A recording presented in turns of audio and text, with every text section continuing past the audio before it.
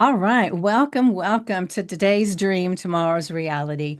And I'm super excited to have Andrew here with me today, Yay. as he's been on the podcast before. And I did a little outreach not too long ago about different things that are going on in my world, and we reconnected. And so I'm going to go ahead and turn it over to him for just a moment and let him just tell us a little bit about who he is for those people that have not watched the previous podcast. And I know you're wanting to explore a little bit more of what you do in this one. Hmm. So I'm really excited to hear about Cool. what all that is.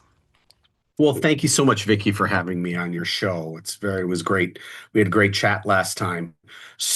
My name is Andy. I call myself a spiritual business coach, meaning I integrate spirituality, personal development, heart-based thinking, into business. So I primarily work with small business owners. My clients are like, again, primarily $1 to $10 million. Some are bigger, some are smaller, but that range.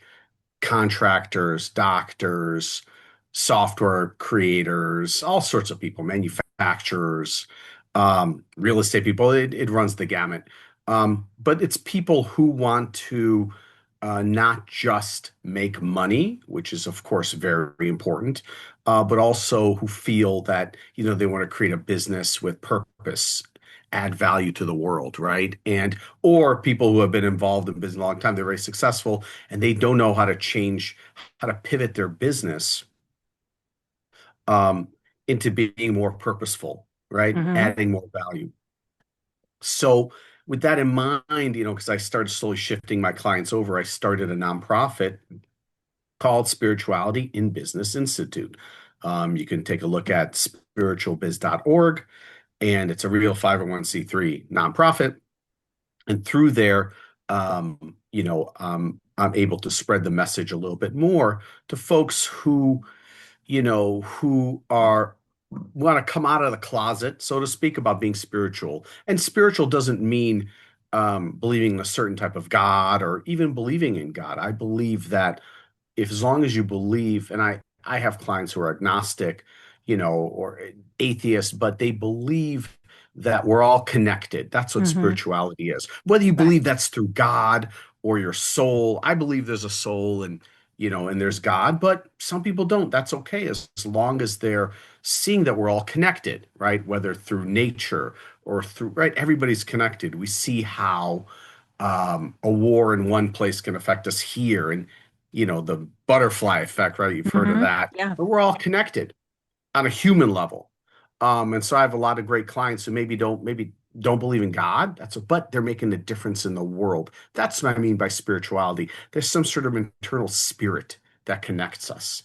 So that's what I've been doing. I've also been doing a lot of social media and going out there and speaking and traveling and going on podcasts and talking about this, that it's the universe, the world is ready for a change, and it's ready for you. If you're listening to this, you're needed. Everybody has something to give to make the world a better place. We see what's happening in the world.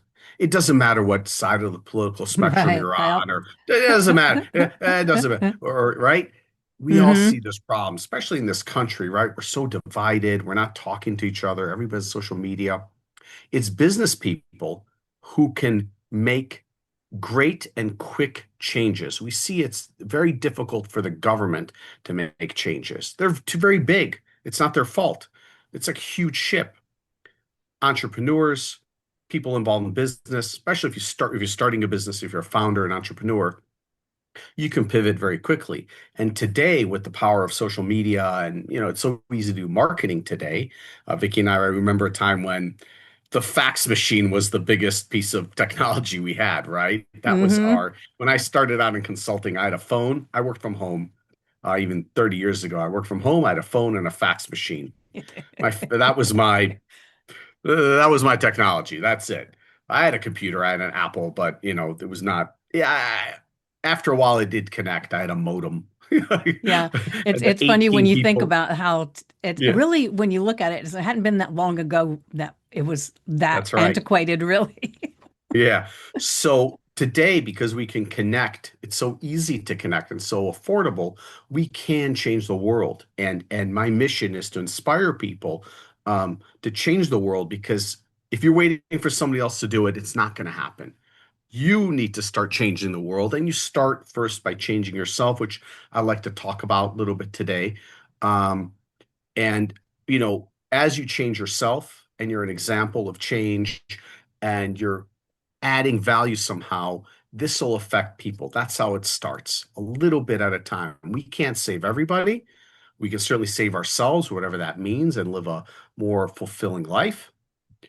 And then also we can create products or add services to the world that make people's lives better.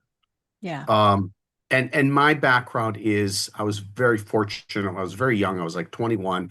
I found the path of Kabbalah, which is a mystical practice. Its origins is in Judaism, but Christians have studied it, Muslims have studied it. It has a lot of connections to the Asian spiritual practices as well. So it's kind of like a unifying um, mysticism, technology, theology, whatever you want to call it, but it's very practical for me. It's very, very practical thing. And that helped me. That's what I use, because there's 3,000 years of writing on the Kabbalah. And because it's not religious, it's more the practical aspects of spirituality. It's very practical and usable for people.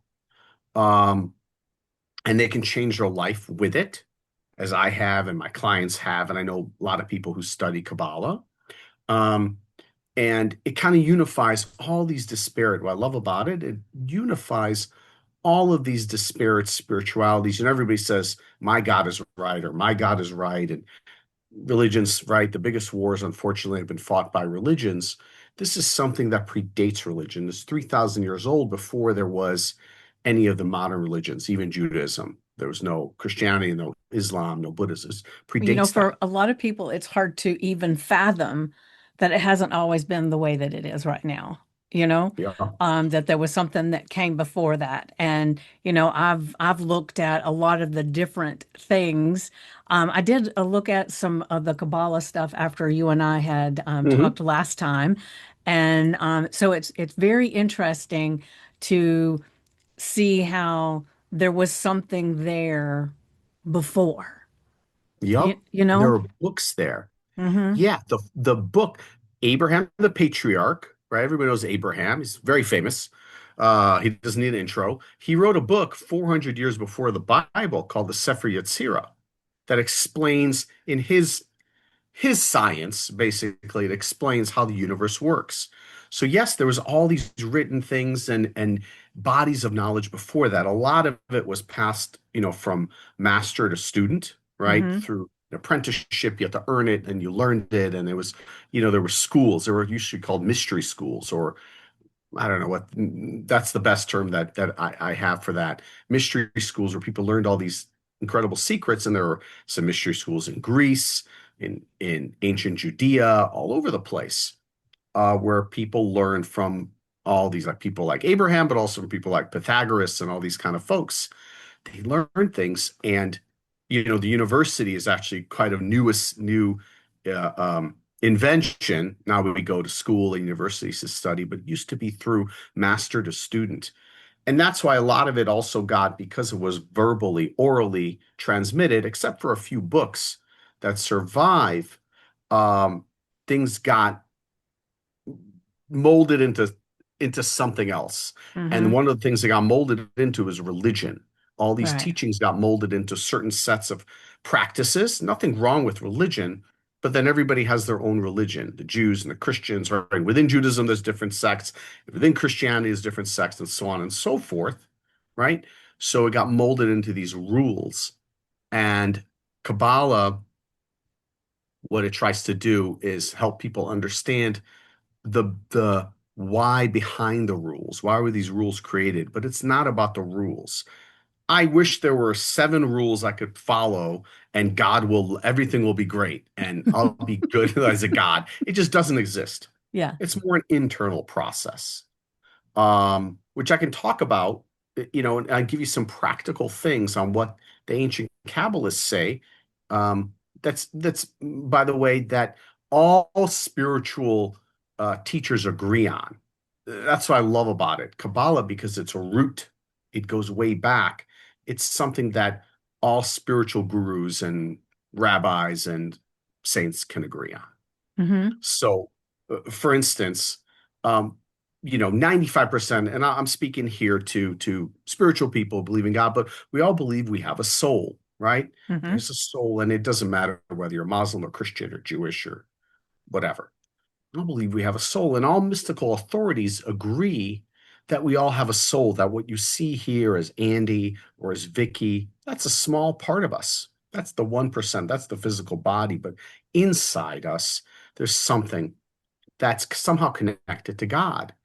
So, or the creator, or whatever you want to call that being. Um, but it's separate from the creator. So how could that be? So the first thing, and some people may know this analogy, the first thing that Kabbalah explains is that um, the relationship between your soul and the creator is that imagine the creator, the light force, whatever you want to call it, being this huge mountain, and we're a Hmm. rock that was hewn from that mountain, right? So it was taken away. That little pebble is our soul. It's made of the same stuff as the mountain, which is the creator, but it's separated from it, but it's the same. Hmm. That's the way to think about it. So we do have that soul inside us, and that soul, and so the question we have to understand, because if we are part of the creator ultimately, and this creator is this infinite being, right, that has all powerful, all love, why do we have problems? Yeah. How could it be? How could it be that we have problems if we have a soul and we're connected to God? Actually, 100% of the time, we're actually still connected soul. So those are some of the questions that uh, I don't say Kabbalah wrestles with, but answered and is answered over. There's thousands of years of answers to this. So, one of the things we have to understand is that when this universe, this physical universe, was created, um, we chose it. Now, I don't want to go into the history of why like the prehistory of why this universe was created, but it was created as a playground for us to become like the creator, Hmm. basically, to get all the power, get everything we want. Um, and so to give us something to, because if we got everything for free, that's actually the biggest curse, right? When somebody Right. gets everything for free, people struggle today. I know starting businesses, they have a hard time, right? They have to go through a challenge, right? Finding clients, building their business, finding staff, all these things I work with my clients. Um, it's a struggle. Well, if you got it for free, you'd very quickly get bored of it. Yeah. And And not that's the appreciate problem. it either. Not appreciated, right? Right. If I give you a tennis racket that you could win any tennis match you ever played. You'd in the beginning it'd be fun. You'd win Hmm. a lot of Wimbledons and US Opens, but after a while you'd be like, what's the point? Right. So what Kabbalah explains is that the struggle is the point. That's the fun part. Hmm. That's actually the struggle in life is where the light is where your soul is. Now, what happened when the universe was created is that something called an adversary was created. It's an ancient term word. I don't know if you read this when you're reading Kabbalah. It's called Satan. Satan is Okay. not a guy with a pitchfork and that we see in movies. Satan is an ancient Aramaic word that means adversary. That's all it means. Hmm. Um, and this adversary is there. It's a consciousness. And this adversary is there to put doubt into our life, to make it, doubt ourselves, doubt our path, doubt that we even have a soul or if there's a God or the creator. Um, it's our tennis partner. And that tennis partner is always a little bit better than us, right? So we can advance in life. And it's a very practical thing because it's not somebody there to punish you. It's not evil. Satan, that was something that was created by religionists to scare us Yeah. and to get Into them place. in a place and to Yeah. give them all our money. Yeah. right? You know, be poor. It's God loves the poor. However, it's every religion has it, Yeah. Yeah. except me as the religious leader. I who have diamond Yeah. Yeah. encrusted, jewels and everything. Um, so that was created. That's what I was saying. This all this stuff was created later by religionists or people who wanted to take power. But the root of this is very beautiful. We have this conscious opponent inside us that's there to challenge us, right? It's there to make us react to people when they push our buttons, right? It pushes our, like, it's not that somebody pushes our button, it's that we react to it. We get upset, we get We sad, have a or we trigger. get angry. Yeah. Yeah. Those are created and Satan or the adversary or the opponent, as I like to call it, not just me, it's from other Kabbalists have called it. I didn't make that up, but the opponent is there to push you, to trigger you, right? Like in a tennis match. You want to play with somebody a little bit better than you Mm-hmm. so that you can improve. Right. And Well, this you know, adversary, something please. that's coming up for me as you're talking about this, because it's interesting because I was having a conversation with myself this morning about, a lot of people want to not have any challenges and they don't want to have any, anxiety about how to do something. They would just want to know. And we all fall into that sometimes. But I was thinking this morning about the pearls. It's created from this speck of sand or some kind of parasite in the Mhm. oyster, and the only way it can't get it out, so the only thing it can do is start surrounding it with this substance, which over time creates these beautiful pearls. And without that problem that it's trying to solve, we wouldn't have that. And there's That's so right. many things to me that I think about in life. There's everything that is around us that's been invented came from somebody having some kind of dilemma that they were trying to Yep. solve. And And probably, yep. yeah, yeah. Yeah, So, Edison, right? He tried 10,000 light bulbs before he came up with the right one. right, You right. know, I don't know if he's like he could have quit after 600 and nobody Yeah, would have faulted him, you know. yeah, So he missed probably a lot of dinners with his wife and his kids, but he yeah. kept going. Yeah, so that's right. And this is explained already 3,000 years ago in the book of Sefer Yetzirah, which is a book written by Abraham the patriarch. So life isn't whatever you're trying to build, whatever you're trying to overcome. The first thing we have to recognize is that first of all, the grass is not greener. Everybody has problems that are equal and a little bit more than what they can handle because the adversary is a conscious thing. It's for lack of a better word, an angel, Hmm. right? But an angel that's sent to help, right? That's one way of looking at it, right?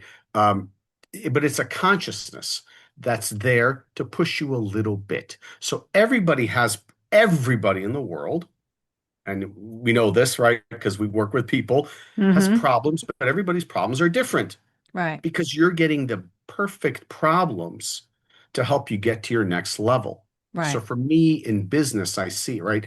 I I work maybe 30%, 40% on creating systems, helping clients create systems and operations manuals and all this kind of stuff to build their business, but the other 60 to 70% of it is the internal work they need to do in leadership, in ownership of their path, right? And believing they can build, let's say, $1 million business, and then believing they can build a $10 million business. It's all internal work. And all along the way, if it would, there's a what I like to call it WSTN, Satan Radio all day, all night. It's loud. WSTN transmits this broadcast of negative thoughts. And this is the beautiful thing. We have to know that even our negative thoughts are not things we created. It was stuff that's being sent to us that we're picking up on. And there's also another radio station called WLIT, light, which is light radio. That's from your soul. Now, your soul, and if we go into our heart, we relax, right? We breathe, we're having a problem. If we pause for a moment, we know the right thing to do. But what happens is that, right? We react. We Hmm. want to solve it right now. We want instant gratification. We want to take that Tylenol or that Advil or whatever that means in that situation. So the beautiful way it's set up is that WSTN, Satan radio or adversary radios, is louder. So our first response will always be the bad response. Right. So if we calm down a little bit, if we just pause when something happens, when something triggers us, and go into our heart or go into our soul to take a breath, then we can listen to the messages that are also there from WLIT, which is our soul. They're there, um, but we just have to listen a little bit. And the Right. beautiful thing about, so that's what I teach, these founders is that, an employee upsets you, you just lost a big client, you're building your business and nothing's working, which is normal. By the way, that's the process. Yeah. Calm down. What would your soul tell you to do right now? Would your soul say, or quit? Of course not. Okay. But Satan will tell you that. Your negative, your reactive consciousness will tell you that. So it's kind Quit. of like that old commercial from years and years ago where it's the dilemma and there's an angel on one a shoulder and a devil on the Yep. other, which I'm aging myself even talking about that. It's been so long ago. No, but it's also is in I think they have in a lot of movies and stuff. Yeah. That's what it Yeah. really is. It's almost like there's these two voices inside us competing, but these two voices are real. They're real conscious, whether you want to call it, it's like from outside of us, inside us, there are these two different voices. Um, and and by just recognizing that, and that's, like my clients when they work, I want them to recognize that, slow down and what is your soul telling you here? And if they're not spiritual, what is your heart telling you here when you're making this decision? Hmm. Besides all the stuff, right? You do the work, you create the marketing plan or whatever, right? Or you hire the right people, you have a team, blah, blah, blah. Okay, that's the physical work. But then to should I pull the trigger or not? Andy, they asked me, I'm like, I'm a coach, I'm not a consultant, I'm not here to tell you what to do. But what I can help you do is listen to your heart. What Right. is your heart telling you to do after you've done all the work of creating this thing? And 100% of the time, if they realize they know the right answer. Yeah. So that's the beauty of this work is Hmm. that it doesn't say don't ignore the negative or not do the work in the physical world. That's important. But to have real long lasting fulfillment, you want to listen to your heart, listen to your soul, you Yeah. know, and that will like slow down, pause, and then ask your soul, what would my soul do in this point, in this position? And oftentimes, if you take a few seconds, you'll get an answer. Right. One of the things that I find a lot of people get kind of stuck there too, because um, one of the things that one of the phrases that I love is you can't outperform the belief of who you are. And so a lot of people, get into the space, and one of the reasons why they ask, what should I do, is because they're coming from a belief of I'm not good enough, I don't know how to do this, all those different beliefs. And so they don't trust that inner voice because they think it is supporting that, which a lot of times it is, until we start working with them and help them to see so they can understand that voice that's coming in from inside, the good voice that is helping to propel them to where they want to go, that they have to work on, like you said, they have to work on this who they are and how they're showing up in the world and how they think about the world is important too. So it to me, it's the people that only talk about the business side of things are leaving so much That's right. undone. And because you can have tools out the wazoo and you can have advice out the wazoo. And there's even some people I've seen recently that are really talking about, I'll do it for you. You just pay me Hmm. this and I'll do it all for you. And I think, well, that's all in good, well and good as long as you're sitting right there with them for the rest of their lives. They got to Yeah. learn, right? That's Yeah. that little challenge with the Yes. pearl and all the That's stuff. right. We're working with people to do the what you can give them a fish or you can teach them to fish and they'll eat Correct. forever. So we're helping them to discern that inner dialogue, where to Yeah. get it, and how to interpret it better and make decisions from that place instead of looking for the external stuff and only looking for tools without Yeah. going to Yeah. the inside. External. That's right. The external stuff or tools will never solve. It's important to have tools too, Right. right? But that's 1% of it.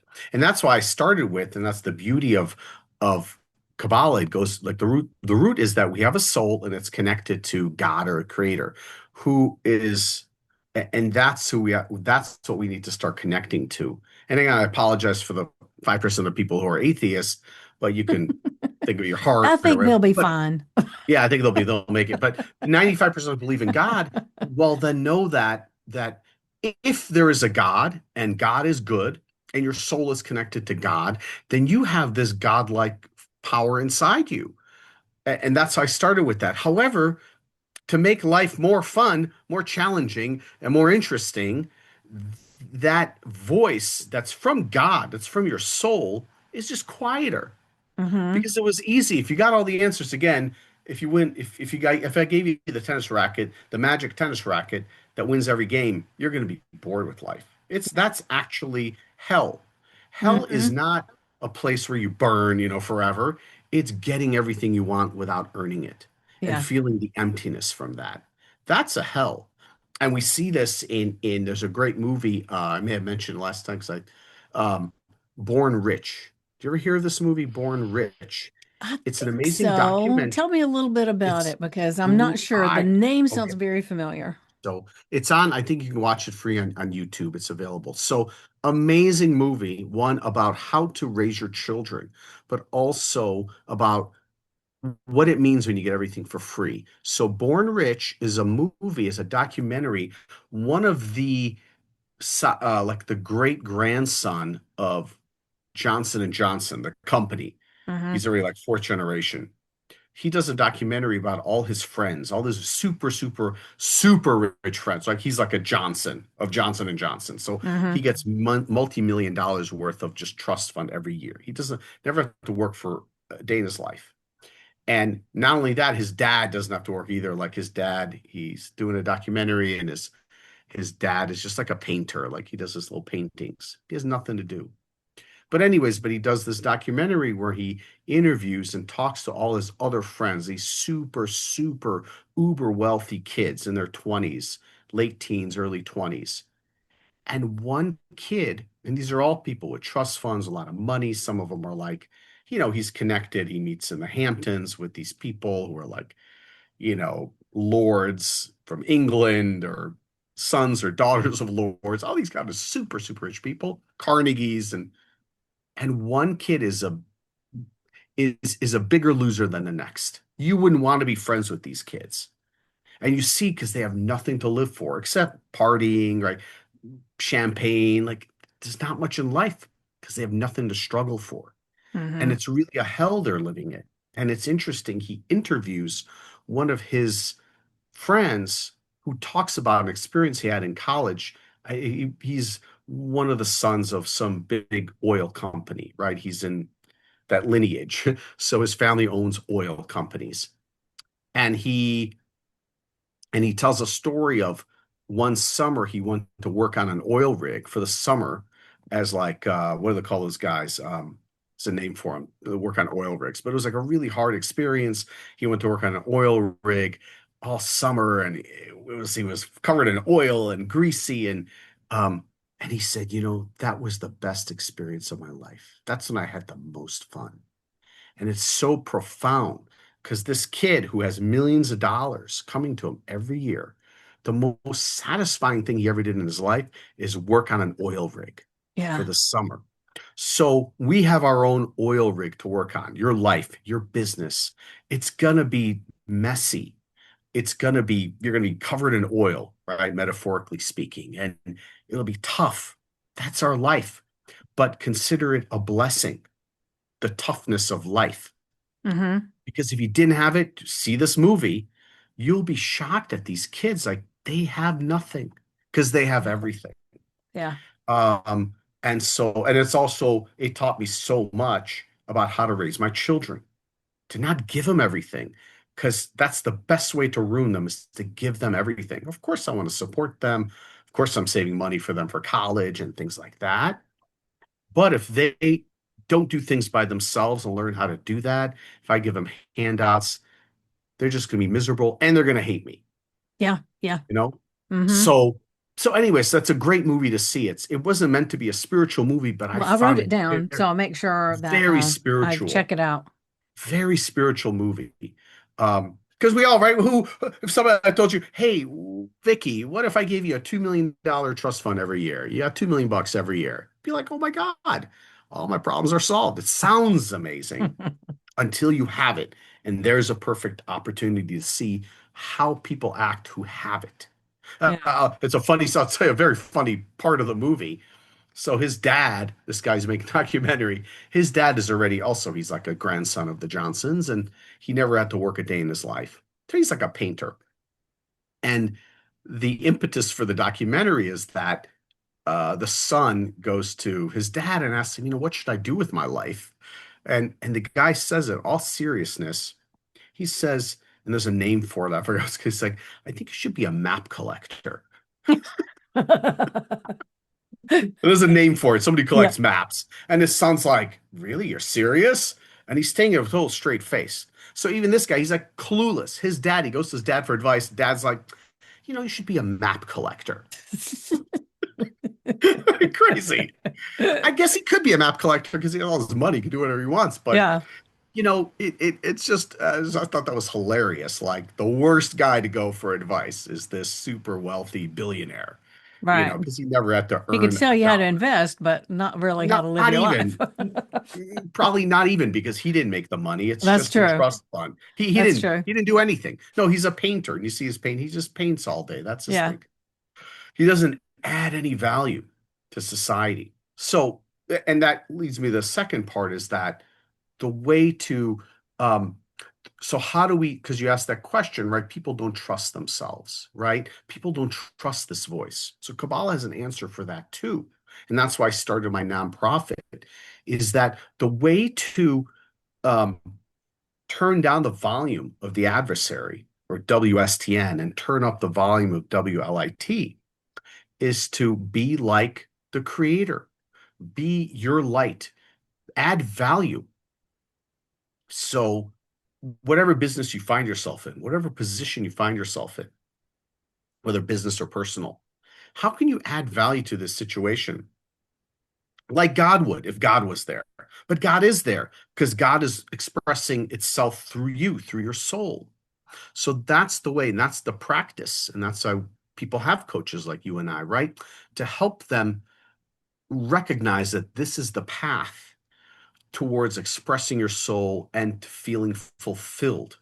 If you can add, and you can do it in very simple ways, just by being happy at work. I have a song list I play in the morning. I Hmm. have always my favorite songs is to get pumped up, so that when I'm on a call with people, I'm happy and excited.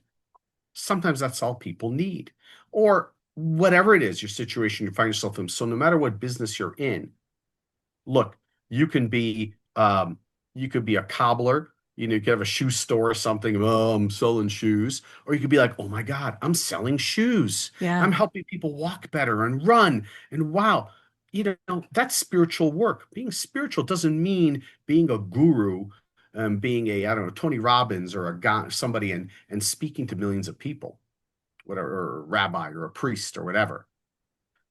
Being spiritual means adding value to other people's lives. And you can Hmm. start today wherever you are, adding value to people's lives. So, there's a famous story. There is a story of a Kabbalist who, through divine inspiration, saw that this guy was this guy was like the most spiritual person of the generation. And he wanted to see who this guy is. So he took all his students. This was back in Eastern Europe hundreds of years ago. He went to visit this guy, and he was just a cobbler. That's how I brought up the shoe story. Hmm. And he just made shoes, right? Back when there were cobblers. I think there's still one or two left. So he cobbled all day long. And, he seemed okay. And then people didn't understand, why is this guy such on a high level, spiritual level? Um, and everybody was confused. They went to him, well, listen, our teacher, our wise teacher who has vision, saw you as this, the most elevated of our generation. What do you do? Because I just see you making shoes. He's like, that's interesting. Well, when I make shoes, I put all my heart and soul into it. And when I'm making the shoe, I imagine the person being so happy and fulfilled while wearing these shoes. And so all his consciousness, he Mm-hmm. was doing the same as every other cobbler, but in his mind, he was injecting each shoe and each lace of and excitement. And so that when people wore his shoes, they changed and they felt amazing. And they Yeah. didn't know why that happened. So he changed many, many, infinite amount of life, however many clients he had or customers he had, right? Everybody came to him left feeling great, right? So that sounds like a spiritual oh, that can't be. How could that be? Well, we give you an example. We know we felt this too, right? When we go into somebody's home and they made a meal for us and they put a lot of love into it. We can feel that, can't we? Mm-hmm. We're having a great meal with people who really loved creating that meal. We're eating it, and there's more going on than the food. So Right. this whole thing of energy transfer and injecting things with love and value is a very practical thing. You can test it, right? Mm-hmm. And another example I give people, we can tell if you're calling on the phone, right? If you're cold calling, if you're in business, if you're calm, first of all, if you're calm, if you learn to balance your emotions and then you smile, people can feel it, Mm-hmm. They can hear it in your right? voice almost. Yes, they can feel the love in your voice and you'll sell more. I mean, it's very practical. Mm-hmm. You will sell more of whatever you're selling instead of, hi, this is Joe from XYZ company. I'm here to call you about. No, the love people can feel. So love is a currency. Your heart, your value add is a real currency you can add to whatever you're doing to change people's lives. The result will be that the more you do it, the more you will be able to listen to your soul and know the soul's voice and be able to take the directives of your soul, not the adversary, which Right. unfortunately we do usually. Does So that I make got sense? a Or is that, I don't It think that's does. too It esoteric, does. right? I always love talking to you about all this stuff. But I want to ask, you had mentioned some practical things, and so I'd kind of like to ask you a couple of little things that Please. you might could help our listeners with. Let's just say somebody that's listening right now is just becoming an entrepreneur. They've just Mhm. decided that this is my path. I'm not really sure, exactly what that looks like, but I know this is what I want to do. And maybe they have this pie in the sky kind of feel, they're going to change the world. And maybe some of them are just sitting there saying, I just want to make some extra money, so I can help my family more. We can go on vacation. There'll be all different reasons, but what would you, from what you do with your clients now and what we just talked about, what would be maybe one or two things that you would tell them right off? Sure. I know these things need to be paid attention to, not Right. necessarily fixed, but Great paid question. attention to. Right. Very practical things. So the first thing is that first of all, you have to, and I do this to all my clients when I start with them, and I remind them of this at least once a year or more, is that you have to find a process you can find online or work with somebody to find your values, your true values. I have my values right up on my wall, so I never forget them. You have to work through a process to figure out your values.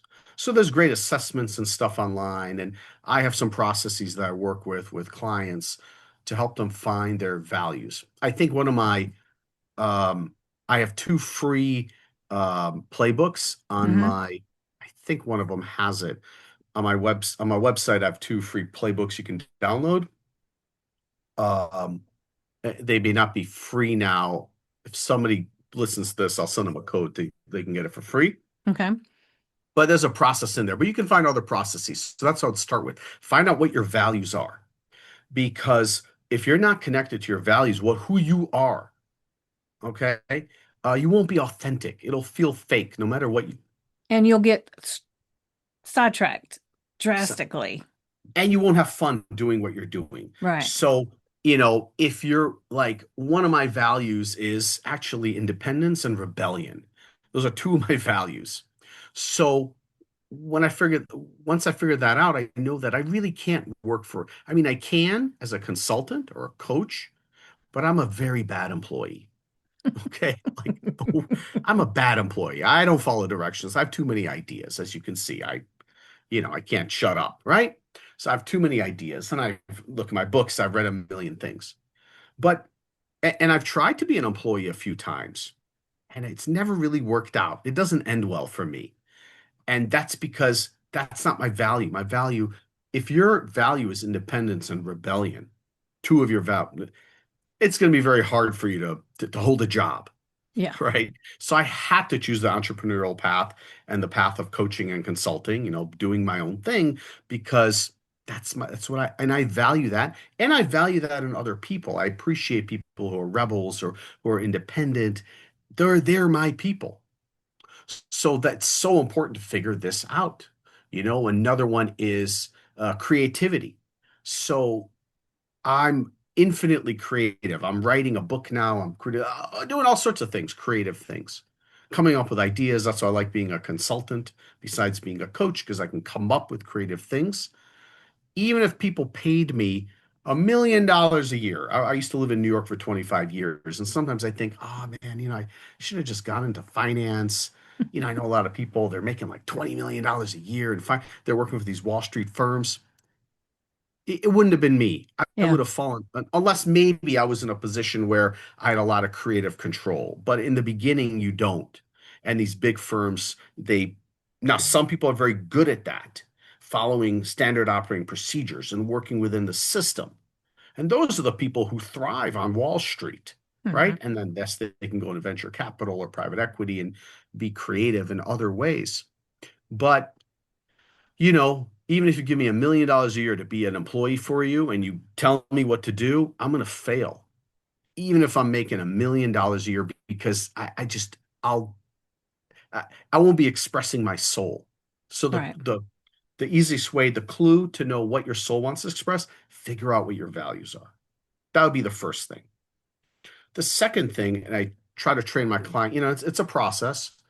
I'm also going through this, all the time, is learn how to balance your emotions, whether you do it through hypnotherapy, emotional releasing, therapy, whatever you do. You should find a routine where you balance your emotions, because you can't make good decisions if if you're not in equilibrium. So whatever it is you do, I studied something called focusing, and emotional releasing, the Sedona method, different sort of techniques I Hmm. put together. But I have something every morning, 10 minutes I do, 5 minutes I do before calls, couple minutes to balance my emotions. Everything else will be easier to do, including not reacting to WSTN, not letting because those messages will try to get you reactive. So it's a practice. The more we learn how to balance our emotions, the easier it'll be next time to do it, and the faster we'll get there. So today, after doing emotional releasing and emotional balancing techniques and practicing them for 25 years, today, in 1 minute, I can rebalance myself, Right. go to like a neutral state, like relax, let go of a sadness or anger or whatever the negative emotion is that I've been triggered with. Not always, right? Well, nobody's I have three perfect. children. I have three teenagers. They're my best workshop. Um, Teenagers know how to exactly get Which you. buttons to push, that's for sure. So they're also sent by God to test me and help me grow. Well, I can So just tell you a little bit when they get where they're not teenagers anymore, they still do you still do a thing, yeah, right. So yeah, that's what kids are there for, Yeah, right? yeah, But we do it to our parents, so we did it to our yes, parents too. So when you're starting as an entrepreneur, know that your values and learning how to balance your emotions are going to help you so much create whatever it is you want to create. Because even if you have the best idea in the world, if you're operating in a place of stress, or let's say you have a, depression or sadness or anger, whatever it is, you're not going to do your best work. So the practical stuff, there's books, right? There's business courses, entrepreneurship. There's a million things out there. Udemy, you can go on Udemy and there's a million incredible uh, courses on how to start any sort of business you want, and you can get them for 19.95. Today we have access to, and of course, ChatGPT can give you a whole plan. But if you're doing it just to make money and you're also upset all the time, you're not going to get anywhere. So Right. again, that's why, people come to me for business coaching. Andy, I want you to help me build my business. I'm like, good. Okay, let's work on your emotions first, right? We work on all these other things. I ask them, how you feeling? How are your relationships with your family, with yourself? All these things matter. If you're upset, and so I'll give you a very practical example. I had a logistics company. They had about 20, 25 salespeople. And I taught them how to do emotional releasing before their sales calls. And they agreed to do this. It was like a 5-minute process. They hired me to do sales reengineering and help their sales, boost their sales. But I was like, you know how to sell your stuff the best. So I saw there were other issues. And when I analyzed the company, I saw that very few people had any sort of like leadership work or internal work they've done on themselves. So, anyways, I developed this little 5-minute thing. We had like a workshop first, a few hours to explain it and the theory and the science behind it. And then I taught them this little 5-minute thing. I said, before you get on a sprint, their sprints were like cold calls to find new accounts. Do this 5-minute exercise. And they started doing it. I think most of us are doing it. We looked at like 3 months later, the number of new accounts they had closed, and it had grown by a third, Mm-hmm. doing nothing else. Everybody overall, the company, the salespeople increased sales by a third, which is huge in a Mm-hmm. few months, just relaxing before they got on the phone. That's all they did. I didn't give them any new scripts. Oh, of course, we worked on something, but it doesn't matter what the script is or Right. anything like that. It's about your mental state. So it's a very practical thing, Mm-hmm. you know? Um, and so that just give you something I saw, and I've done this many times with different organizations, but man, that stuff works. Or I went into a law firm, lawyers, right? You could just imagine. And one of the things we learned is, and the CEO um, knew that, they had issues. They wanted to get better. They wanted to grow as leaders, everybody in the company. So the CEO was pretty enlightened. A female CEO, by the way, she was great.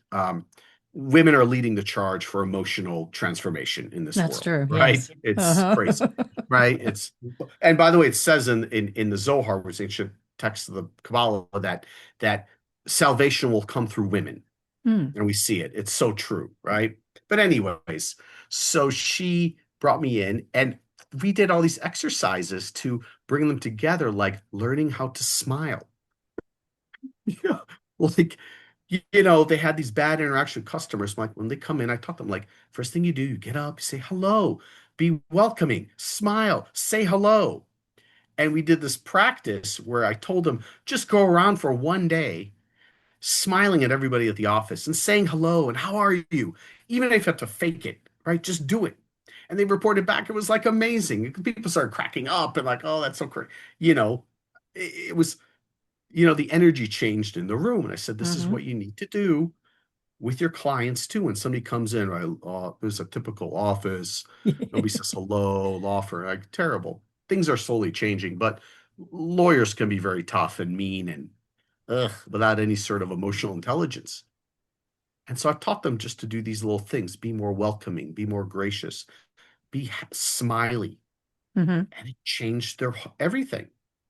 And it was interesting. The one woman, because there's a lot of women in this, in almost all, it was a women, there was just a few guys in this whole company. but I'm this one woman who's an associate, um, an attorney. She wasn't taken to this training, and I would come in every month and do a different training, and everybody else was changing and seeing the effects of this. She, after about 3, 4 months, she took another job. So it was interesting that once people start around you, She wasn't happy. she wasn't happy. It Yeah. wasn't her place because she wanted to be an old, stodgy, lawyer. Yeah. I know better. And she left. She didn't get fired. She just left. So when you change your environment, when you start being happier and being more emotionally balanced, right? Mm-hmm. The people around you will change Yeah. and your environment will change. And people some who don't like it will leave your life. Mm-hmm. You don't have to change your life. Just, so these are just a couple examples of things that are very easy to do. Frankly, teaching people how to smile is, I get paid a lot of money for it, but that's all you need to do. Sometimes, they paid me a lot of money. And shh, don't tell anybody. That's what I teach. But Your secret's it, safe right here. shh, yeah, it's Shh. just all over the internet now, right? But it was a very practical thing, very simple thing. So that's what I would. So that was just two examples of this stuff working in practice. That's what I would tell people. That's a long answer to your short question, but basically start internally, connect your soul, balance your emotions, know what your values are. Because from your values, you will know what your soul is here to express. Yeah, I love that. It's funny. A lot of times people are expecting something different, right? And when I first started coaching, I was a health coach. I became a health coach, and the first thing that we did with all of our clients was we had them declutter their home. Great. And it was like, what do you mean I have to declutter my home? I want to lose some weight. I want to be healthier. Well, Mm, this is where we start. Because a cluttered smart. mind is reflective in your space until you can get that clutter out of your mind. You got to move it from here. That's And beautiful. so it was a very valuable thing. And just from that one thing, I learned a lot about how we a, not attack, but we address things that we're trying to change within us. And sometimes we have to affect some things outside of us to help us to do all these changes. And so Yeah. and it's kind of like what is it, the chicken or the egg? It's like, did I change and then the outside change, or did I change the outside and then the inside change? It's just kind of it goes together. Yeah. Well, I think we're talking about everything is holistic, right? When you're Mm-hmm. coaching, health coaching, everything affects everything else. Right. So it's holistic. Your emotions, the way you treat your family, the way you treat your health, it affects everything. At this other company, um, young guy, he must have been 38 years old. He had like a massive coronary, like terrible thing. He was so stressed out. Um, but he was very successful. He was like the number two salesperson in this company. He's super successful, beautiful BMW, everything you could think of. But he wasn't taking care of his emotions. And he was always stressed out. So at 38, he had like this massive heart attack. Like he almost died. He was in the hospital in bed rest for 6 months. Young guy. So, you think, oh, it's all about making money or helping my team. No, you got to also take care of your health. This guy didn't exercise. He smoked cigarettes. He was always like very high pressure salesperson, like high, go, go, go. Yeah. Almost killed him. So it's all related. So yes, one of the best things you can do is, during the day, if you have a meeting that's virtual, right? It's on the phone, go for a walk. People say, oh, I don't have time, I don't have time to exercise. Well, you don't, if you have meetings, some of them you could just put an earbud in and go outside and walk, especially now the weather's getting better. Most places you can go out and walk. Here in Florida, actually, it's like 96 degrees now every day. Nevertheless, you can take a 10-minute walk, even in 96 degrees.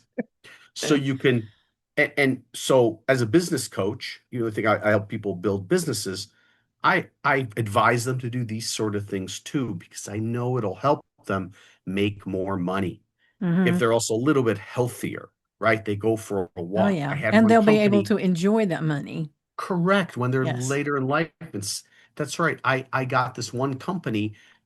to they instituted it as a policy. As many and primarily the staff meetings. They had tons of staff meetings. All the staff meetings are going to do walking meetings.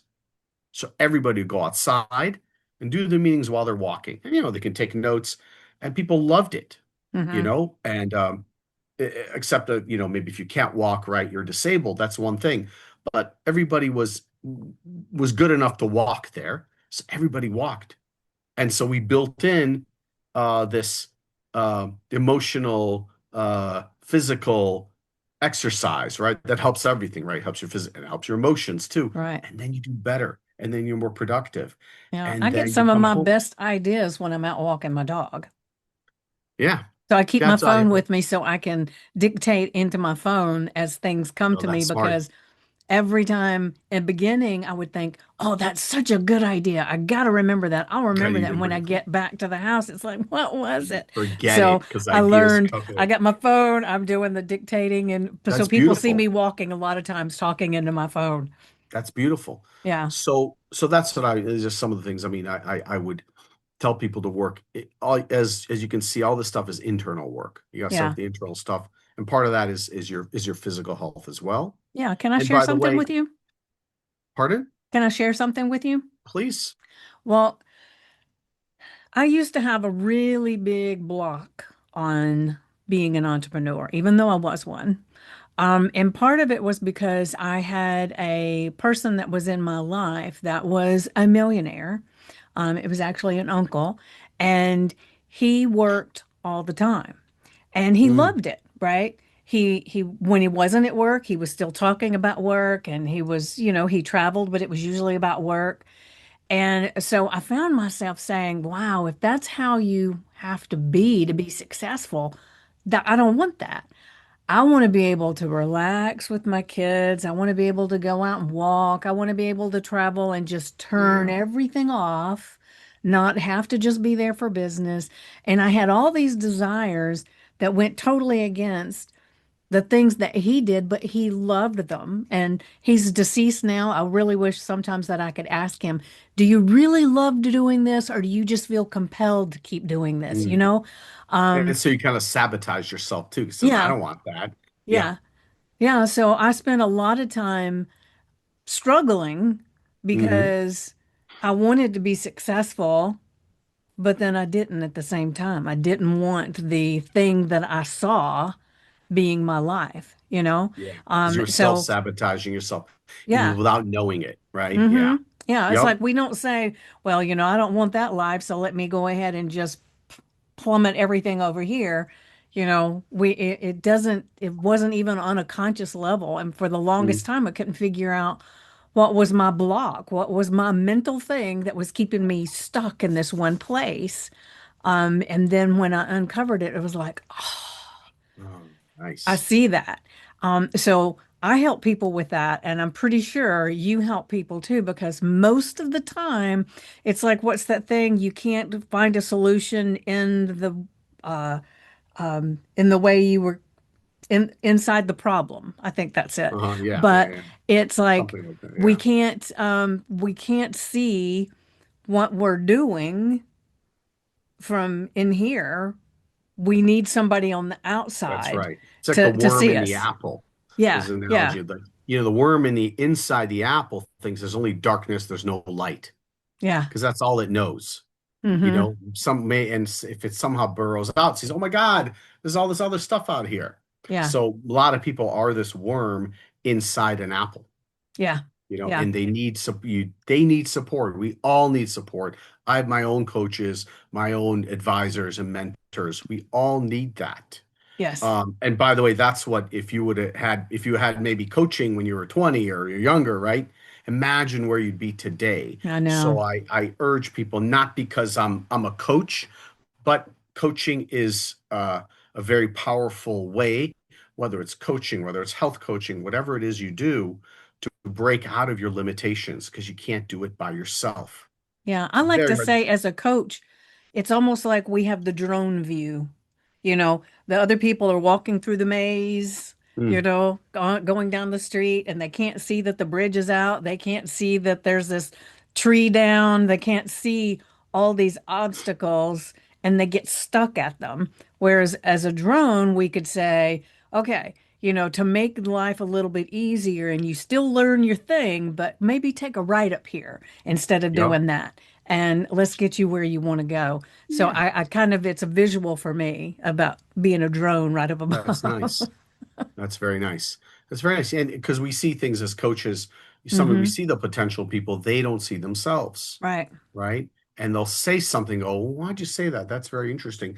I have a few clients. It's so funny. I was speaking yesterday with a client. He's actually maybe my most successful client on paper, like the Hmm. money he's making.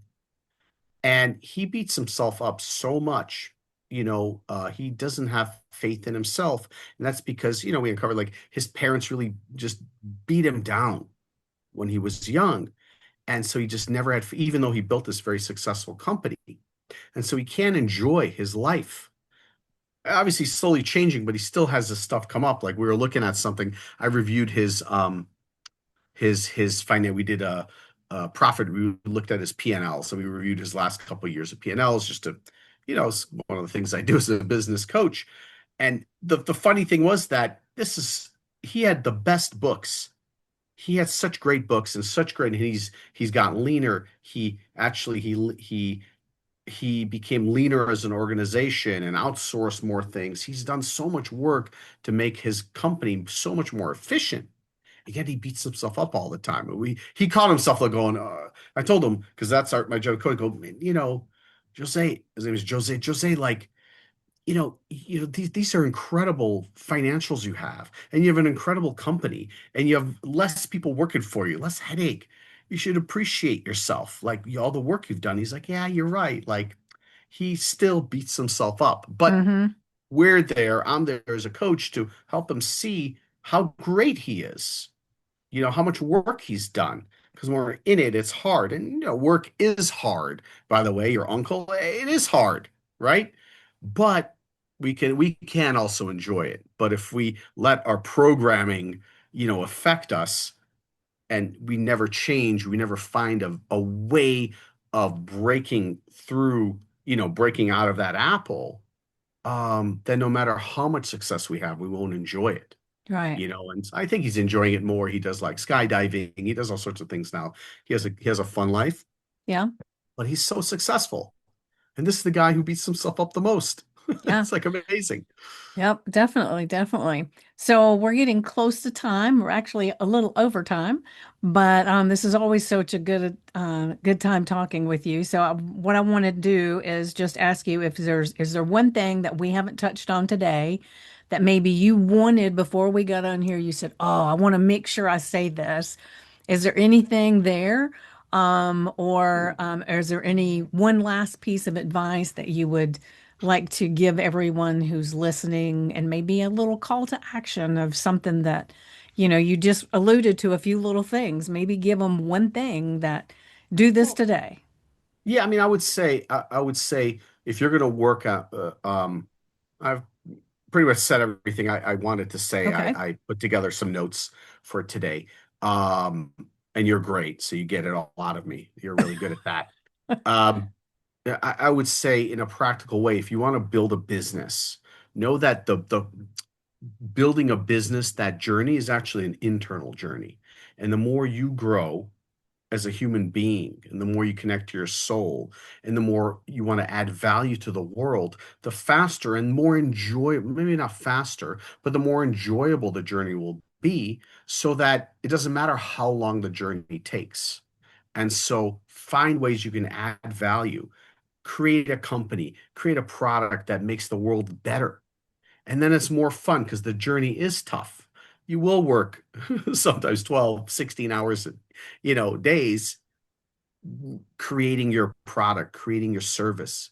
So you might as well be acting with on purpose and acting by changing the world. And we need, as I started in the beginning, entrepreneurs are needed in this world. We're going to be the ones that are going to clean the oceans and bring people together and all these kind of things, right? Yes. All these problems we see in the world. We're going to be the ones solving it. So don't be afraid to do it. Like people are ready for entrepreneurs who want to change the world. They're everywhere. Yeah. That's the new kind of the new path I see. So Hmm. that's my story. I'm sticking to it. I knew that was coming. I knew that was coming. Well, thank you so much again, Andrew, for being here today and sharing your gold and your insights. Every time I talk to you, well, this is only the second time, but anyway, I am going to go and look at the Kabbalah again because it's like Great. I looked at it then, but it needs a second look. Yeah, take a look at there's a real good book, The Power of Kabbalah by Okay. Berg. That's a really practical book. And TKS, oh my God, I forgot what it's called. The Power of Kabbalah is a great book to start. It's simple, but it's deep. All That's a right. great book to start Very with. cool. So, all Cool. you watching and listening, if you want to go grab that book too, then please do. And I'll put the links in the comments for your website and all that stuff if you'll get that to Mhm. me. And then I'll put the info about the book. So, with that said, I hope you have enjoyed this conversation with me and Andrew as much as I have. And if you want to ask him any questions, you can ask them in the comments. And I would love to have you come on Excellent. again because this is really such I had amazing fun. content that it's worth talking about And people more. can find me on LinkedIn. I'm everywhere. So there's All only right. one Andrew Grinbaum with an I. So easy to find me if you want All to talk. right. Thanks so much. Perfect. So thank you Bye. guys. Bye.